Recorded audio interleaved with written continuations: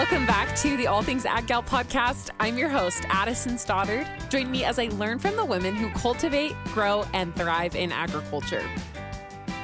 Hey, y'all. Welcome back to the All Things Ag Gal podcast. I am your host, Addison. Welcome to another week. I finally have time to post, which sounds crazy to say because I should always make time for this, and I always do try to be on top of posting and recording episodes with guests. But I'm going to tell you a little bit about the last 2 weeks. I have been full fair mode. Now, if you are in like the livestock showing 4-H world at all, you've probably been the same way. For my job, I do a lot with county fairs. I go do all of like the pictures and videos and recording for all of the radio stations. So I spend a lot of time there. I wouldn't say that I'm like as busy as I was when I was doing 4-H or showing livestock. Obviously, you're running around and doing so much, but I just kind of go and I'm there all day. And so that takes away from everything else that I've got to do. You know, it's part of life. And I have to say, every year I walk away from county fair just like so grateful for those experiences that I had as a youth. And I still get to enjoy it as an adult. I think it's so fun to just like go and watch youth perform really well in the show ring. I think it's so cool. Like, what a cool skill to be able to have. So if you've been at fairs, you totally get the gist. The season is still carrying on. I've still got some great guests coming your way, and I'm so excited about today's guest. Kody Hanner reached out to me at the beginning of this year, and we connected. I was on her podcast this spring and was able to talk. She just has the coolest background and the coolest story. And in this introduction, I don't want to ruin it because she talks a lot about how she ended up where she is now in today's episode. But if you are interested at all in the homesteading lifestyle, in the homeschooling lifestyle for your kids, and ultimately just teaching your kids about agriculture and putting it into real world situations, she is your go-to girl. I think that she has such an interesting perspective on getting an education in agriculture and using it. I love to hear about how people like use their education in agriculture, just because you can go a million different directions. Like, I got my education in agriculture and I stuck pretty close to like what I'm doing now, but at the same time, like my opportunities and my options are endless. And it's kind of the same thing for every agriculture career that you could go into. There's just so much versatility. And she took her education and like really implemented it into her home life to make her home life better and like the way that she wanted to be living. Now, she is originally from California. That's where she grew up. She'll talk a little bit about that. And she currently lives in Idaho. If you're interested in supporting her and learning more about her page, I'll have it in the show notes. All of her information about following her on social media, getting her homeschooling education information, and as well as listening to her podcast or reading her blog. So definitely make sure to check that out. Coming up in the next couple of weeks, I'll have some solo episodes, but they're like solo interactive episodes like I've done before. So if you want to give your insights, if you want to give your answers, if you want me to talk about what you think about these topics, make sure to follow me on Instagram at All Things Ag Gal. I'll be asking questions there, always posting things, and you can follow me on TikTok, addison.stoddard. I always ask questions, and I just want people's different perspectives because I have my own experiences, but I want everybody's experiences to be brought to the table. Thanks so much for being here. I really hope you enjoyed this episode.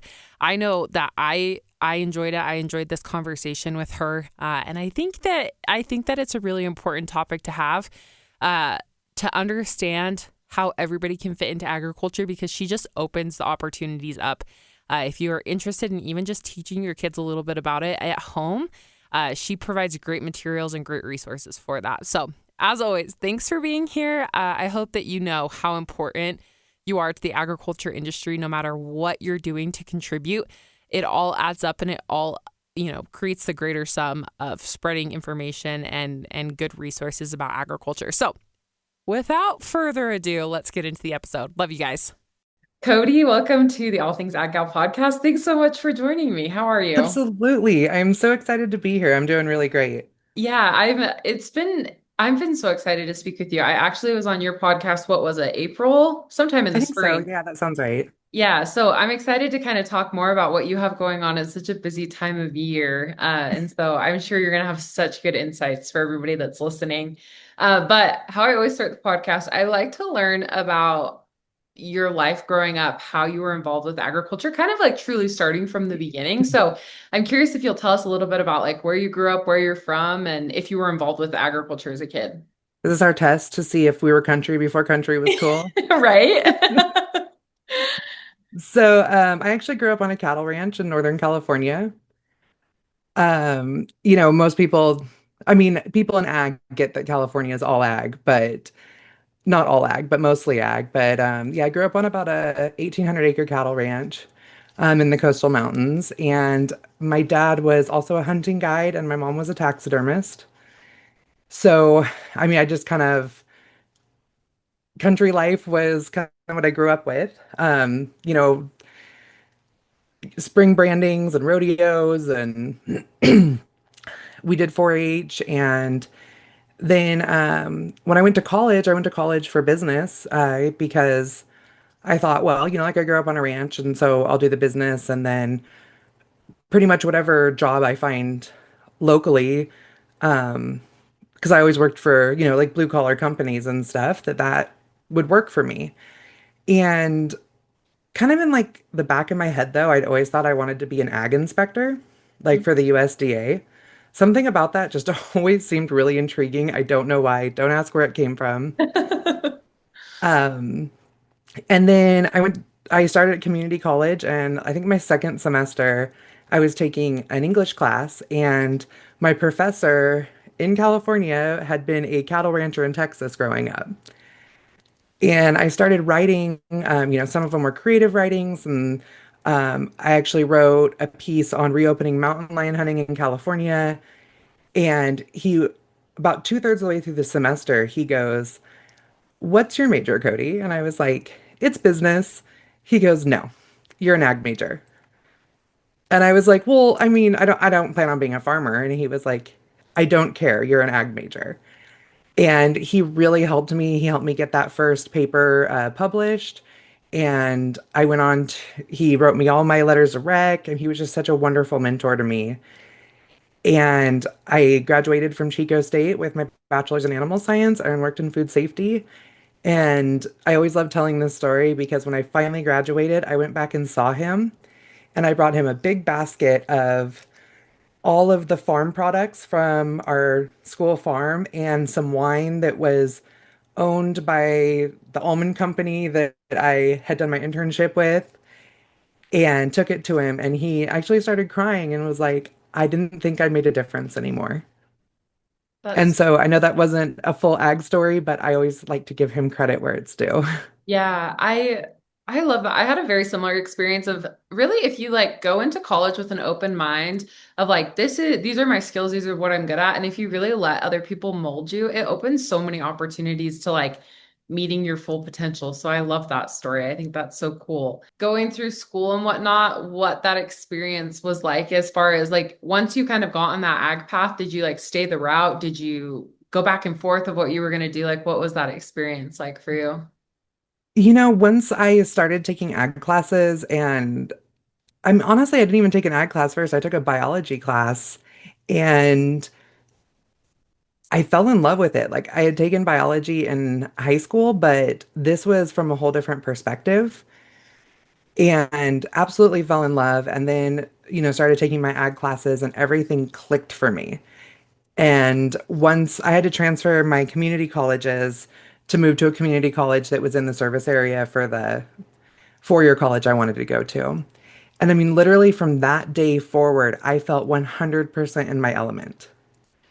And that was just absolutely, that was the switch for me. Yeah, that's so cool to have something just like click perfectly. And I kind of hope, I don't know, I have friends that like didn't really experience that in college and it makes me sad because I kind of had a similar experience of like, yeah, this like is what I want to do. This makes sense and like it all fits. Now we're going to dive into your business and talk quite a bit about your business. But first, I'm curious if you would tell us a little bit about your family, because I'm kind of thinking that's like where your business kind of came from. So if you want to share where you live now or what you do now as it pertains to agriculture. I'd love to hear about that. Yeah, absolutely. So, um, like I said, I was working in food safety, and I had actually quit my like corporate ag job to do small farm consulting. And After a couple years of that, I got headhunted to a company about 3 hours away from where I was living. And I was a single mom, and moved to this new area and didn't know anybody. And I ended up meeting my husband, who was a widower. And it was just a really good, it was that like we needed each other. Mm. I love. And we ended up getting married and saying, you know what, his VA money, I don't have to work anymore. And we took off and moved to Oregon. And I was like, well, I'll find work when I'm ready. But um, I didn't have to work for a little while. And that was really nice because us having 5 kids that had all been through a lot. And it was nice, him being a disabled vet and me being able to stay home from work for a while was a really positive for our kids. And a few years later, we had our first son together. And when he was 6 months old, my husband was diagnosed with end-stage liver disease. Wow. And at that time, he was told that he had a year to live. Oh my gosh. And we were, see, I was 33 or 34, so he would have been like 37. So, I mean, we were very young. Right. Um, and that was kind of like the entire turning point of our life. It, now we have 6 kids and we live in Idaho. And I'd like to say we because the changes that we made, my husband is still with us. But after, you know, 7 sobbing calls to the VA hospital being like, is there anything we can do? And they're saying he was, he would be eligible for a transplant, but he probably wouldn't live long enough to get one. And I had just lost my dad a year before that to liver disease. Of course, I knew what his was caused from. We still don't know what my husband's was caused from. And I mean, my dad was like my hero and my best friend. And so then to have met my husband and then be losing him almost immediately it was too much. Like I had to figure out an answer. I was not accepting the answer that was given to me. And this doctor at the VA hospital, I think he just finally wanted to get me off the phone. And he said, okay, I mean, I heard if you guys live a cleaner lifestyle, it could improve his quality of life. He's like, yes, everybody says the liver regenerates. His is not going to, but you can make him more comfortable if you live a cleaner lifestyle. Which, I mean, a cleaner lifestyle, we hunted, we had a garden, we weren't, we didn't drink and, stuff like that. But I went home and I started reading and I read everything there out there to read on health and nutrition and um liver disease and agriculture and I mean everything that there possibly was. And I decided that we were going to start growing all of our own food to save his life. Oh my word. Yes. How cool. How kind of crazy, but I love it. Well, I'm a little crazy, so it works. I feel like you have to be a little bit in this world, but yeah. So, you kind of go from that, like such tragic news to then like, okay, I'm gonna grow everything.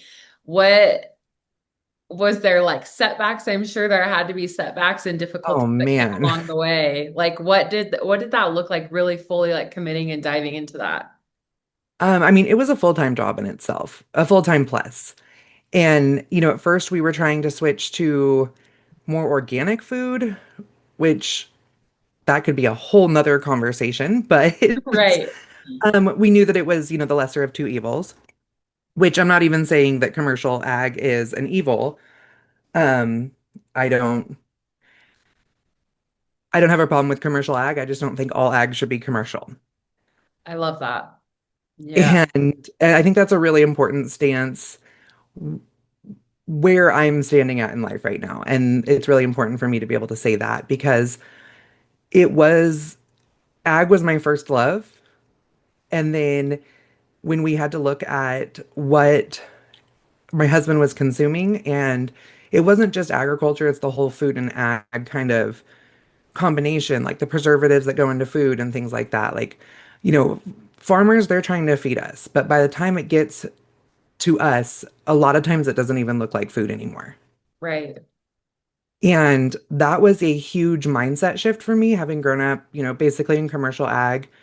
I mean, like I said, we hunted and everything. My dad was, oh my goodness, he used to do this hog and frog feed every year where we would eat frog legs and like wild hog and deer tongue and abalone and, Rocky Mountain oysters. And he'd have all his like fancy friends up from the city because he owned a or a shipyard in the Bay Area in California. And I was like, why do you invite all your fancy friends up for like a backwoods bayou barbecue, But so, I mean, growing my own food, foraging, hunting for my own food wasn't completely out of my realm.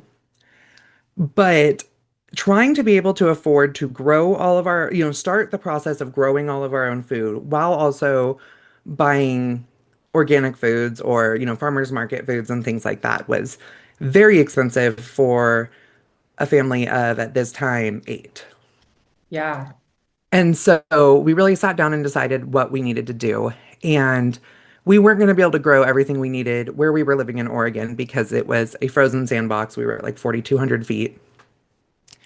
And we made the choice to pull the kids out of school. And they've never gone back. We've homeschooled ever since. That was going on 10 years ago. And we moved to North Idaho and bought 40 acres up here. And we dove right into we need to figure out how to grow, preserve, process everything. Yeah. Wow. And that was, as somebody who educates people on small farming now, they always say, how do I get started? And I'm like, start slow, just pick one thing at a time and master it. No, I did not have that option. I was on a timeline. And so, we were having to figure out how to do everything from like the time we planted the seed or the time a calf was born or whatever, all the way to, we're processing ourselves, we're canning and preserving ourselves, we're making our own medicine, herbal medicines from things that we're foraging, we're making our own cleaning supplies because, I mean, even your laundry detergent has a lot of chemicals and, hormone disrupting fragrances and all these different things. And then that goes on your body, and your skin is your largest organ. And so when I'm trying to keep his toxin load as low as possible, we're making our own laundry detergent. Right. And by the way, it works. We're hog farmers and we smell great. So, That is the true test, like right? seriously. So I'm curious, at what point did you go from, okay, this is like a family goal, we're working to save somebody's life that we care about, to, okay, we should share this information and this knowledge with other people and create the business Well, that you have. yeah. So, well, one of the things is we said if we're gonna be working the farm full time, we also have to make the farm make money. Because if I was gonna be staying home and doing everything that goes along with buying and locally sourcing all of our food, I needed to be home and bring in my share of the income. And so I'm trying to homeschool the kids, and I'm a brand new homeschool mom. So I'm thinking we have to do all the things. Like we have to sit down and do 45 minutes of math and 45 minutes of English. And then I got over it. Like what's that commercial? Like with your first kid, you have to have all the best. And then with your second, you got over it. It was Yeah. kind of like that moment where it occurred to me that my kids could learn in different ways. That when they're sitting in the classroom, they're probably only getting like 15, 20 minutes of instruction by the time all the squirreliness, gets done and the class announcements and that type of thing. And so I said, if as a family, we can dive into this head first, if we can start a farm business, if we can, do everything we're doing, which, now we raise about 350 heritage hogs a year, and ship our meat. And we raise Herefords, so it's not like when people hear heritage, they think the little fat lard pigs. And no, Herefords are huge. Yeah. Um, and I said, okay, so the kids are going to be working on the farm full time. How do we get our education? Agriculture. Let's teach them what we're doing, teach them how to do it, and then we will integrate our studies into that. We will, learn our math, we'll practice writing, we'll do research, we'll study the history on, why people stopped drinking raw milk and, these types of things. But I thought just to make this a little easier on myself, I'm going to buy an ag curriculum. There's a curriculum for everything. So I'll buy an ag curriculum and we will use that as our like scaffolding and I'll fill in the blanks. And as far as for homeschoolers, there were no ag curriculums, Oh, wow. like zero. And I've actually spent a few years trying to figure out why that was. And it's kind of clicked for me recently that it's you're when they put the vocational educational acts in, it was suddenly taken from agriculture it's for everybody to agriculture is only for those who are going into an ag field. And then, so I don't even remember the name of the grant right now. I always forget the name of it. But the one that pays for all the ag education, for the colleges down to the schools. And so many schools, programs, homeschoolers, whatever it is, feel like you can only take ag classes if you're doing it through an FFA program. And I don't even know if it was I doubt it was on purpose, but it's kind of gate kept by that FFA grant funding concept. And that's why there isn't a lot of options for agriculture science outside of those programs. Interesting. That's something I had never thought of, but as you were explaining that, like it is so, agriculture education is so important, but it did used to be literally everybody was learning it in their homes and Mhm. their families. And now it's like so much become, okay, you're either going to take an ag elective in school or you're going to take the music elective, or you know what I mean? Mhm. And like so many kids miss out on that agriculture experience because they don't have time for it in class or whatever it may be. Mhm. And well, one of the arguments for taking home economics out of school was that, well, they'll be, taught these things at home.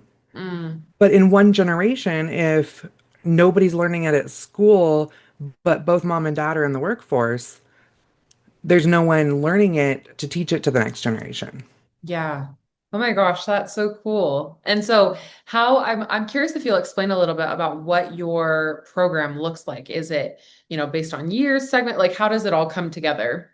Yeah, so when I realized there was, nothing, and I say nothing, there's 4-H curriculums and there's college ags, but they weren't what the average family was doing.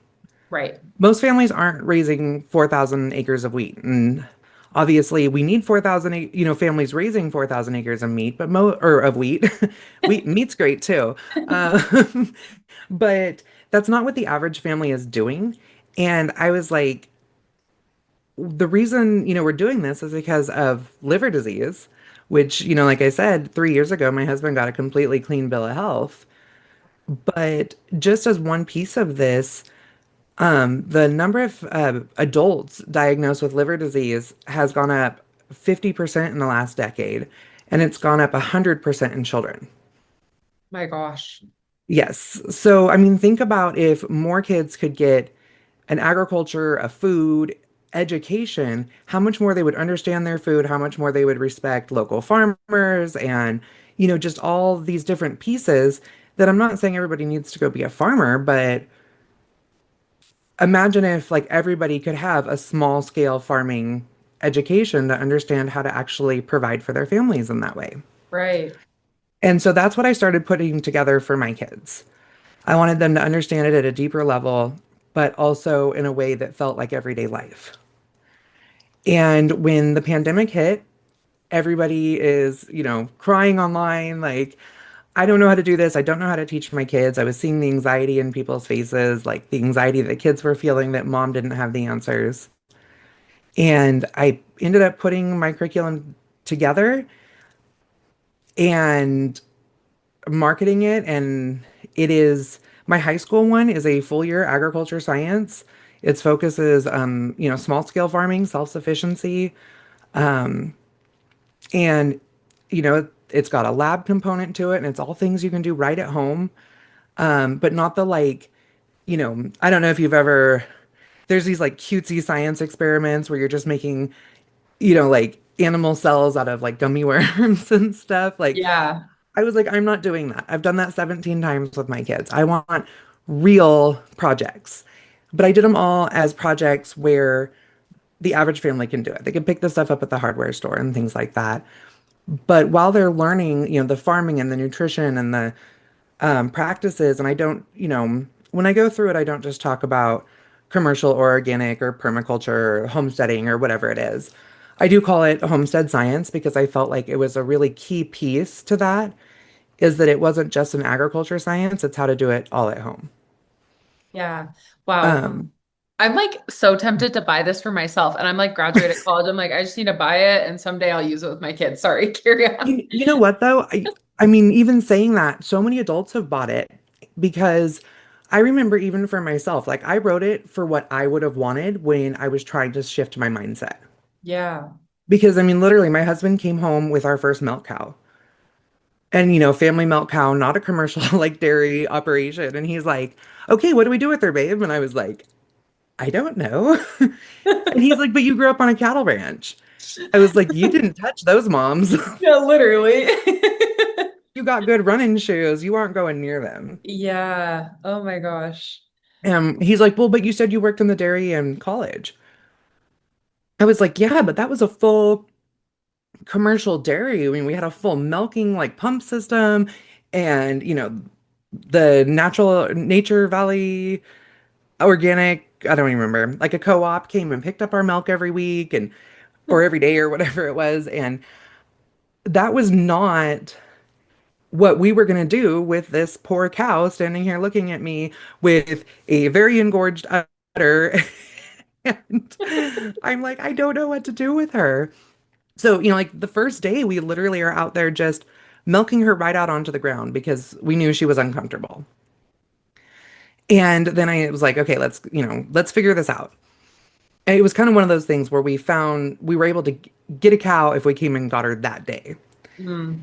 So we had to kind of just figure it out as we went. And honestly, she's wonderful. She's like our herd mama now. We have 17 head, half beef, half dairy. And but I came inside and I started doing some research. Like, let me find a book or, a influencer, or not an influencer, I hate that word because you aren't influencing me to do anything. The, an online educator that, is discussing raw milk and stuff. And I really only had one that I felt like I could, you know, lean on, but she still was, I mean, this whole concept of, homestead educators online and things like that was still in its early phases. So there weren't ebooks out there. There weren't, all these resources I could get. There was literally one book out there on raising a family milk cow called Raising the Family Milk Cow. And it was written in like the 70s or something like that. Wow. And I bought it and it was helpful. I'm not, saying that it wasn't, but I really still had to manipulate that information to make it work for us. Yeah. And that was I still I mean, I watch all of the educational pieces that are coming out, published books, ebooks, whatever there is, and I pick up what I can where I can. But I still don't know of any published or written research on the full concept of keeping a family cow other than that one book. Wow. I know the Raw Milk Institute has like a mini course, a written one and a video one on, how to have like clean raw milk and stuff like that. But I mean, just that the concept of trying to have small scale agriculture in your backyard is not put out there for everybody. Yeah. It's not And as accessible as you would think as it would be, but it's not mhm. easy to find. Yeah. And a lot of food producers, like small food producers, you're looking at your state laws and your federal laws, and they're all really geared towards a much larger producer than, when you're trying to really support local food, which local food is our communities, and that's what keeps us afloat through these hard times we've seen. Just with the avian flu recently, everybody's buying from the local farmer and the local farmer's ramping up because, yay, I'm selling a bunch of eggs. And then as soon as they can get eggs at the store again, they're just back to the store. Yeah.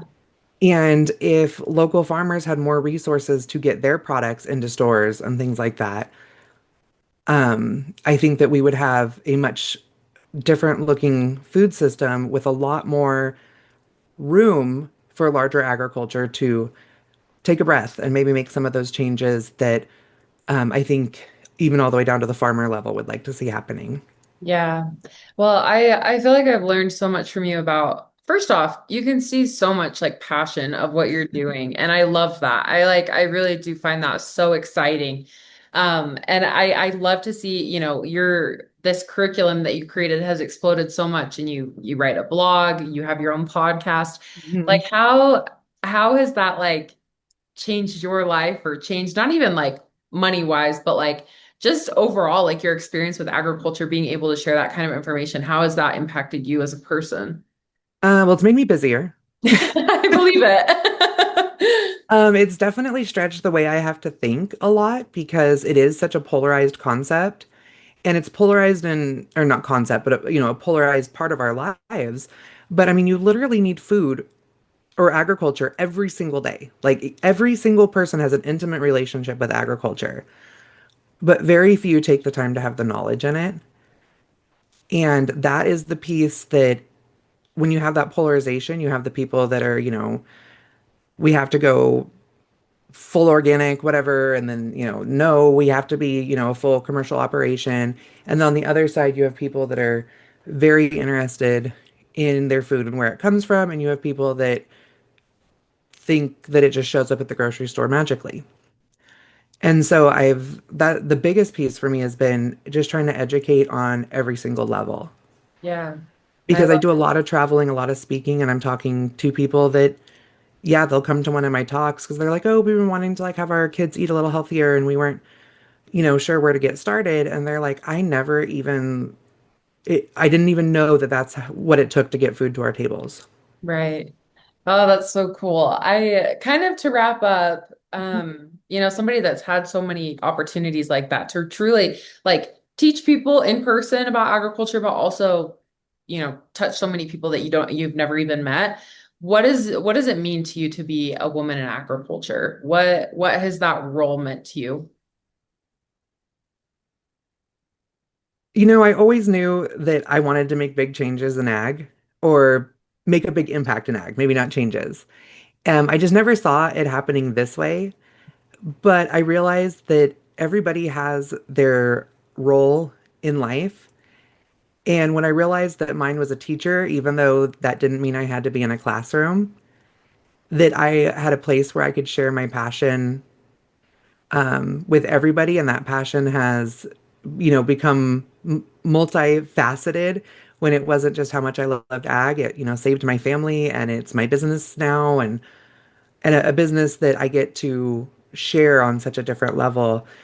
Um, Being a woman in ag has defined who I am, and I hope that helps other people, other women, other families make the changes that they need for themselves. And I feel blessed that I get to be in that role. Yeah. Oh, that's beautiful. Well, I loved hearing your story and learning a little bit about like how you've made your mark in agriculture because you definitely have. I'm curious if you'll tell everybody kind of where they can find you, where they can buy your curriculum, all of that information. Yes, absolutely. So you can go to thehomesteadeducation.com. I have some free samples there and stuff, but I have agriculture science for preschool through high school. I also have high school ag economics and some agricultural history courses, and we're always like, cranking out more. Um, they can be used in your homeschools, private schools. I have them in small public schools. If you have ESA funding or something like that, we're available in all those different areas. And I mean, even we have people who use the curriculum in Australia and South Africa and all over. So So awesome. So, so awesome. Well, thank you so much for joining me this afternoon, Cody. I appreciate it. yeah, thank you.